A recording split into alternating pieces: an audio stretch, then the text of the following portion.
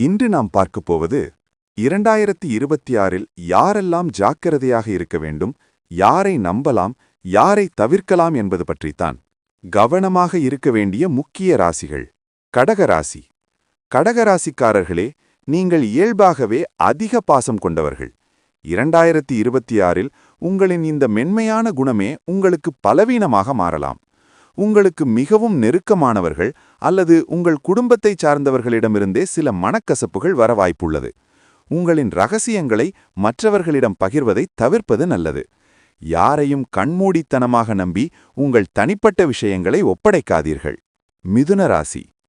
மிதுன ராசியினருக்கு 2026இல் ராகு கேது பெயர்ச்சியின் தாக்கம் அதிகமாக இருக்கும்.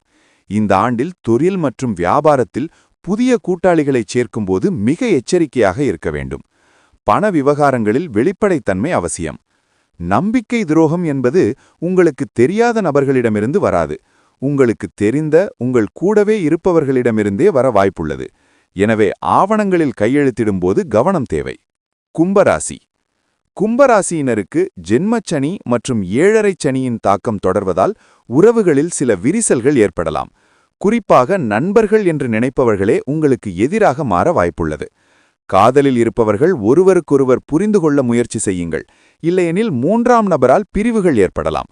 நிதி ரீதியாக யாருக்கும் ஜாமீன் கையெழுத்து கேரண்டார் போட வேண்டாம். மீனராசி.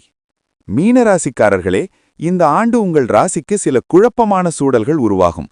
மற்றவர்கள் சொல்லும் பொய்களை உண்மை என்று நம்பி நீங்கள் தவறான முடிவுகளை எடுக்க நேரலாம். அலுவலகத்தில் உங்களுக்கு பின்னால் பேசும் நபர்கள் குறித்து விழிப்புடன் இருங்கள்.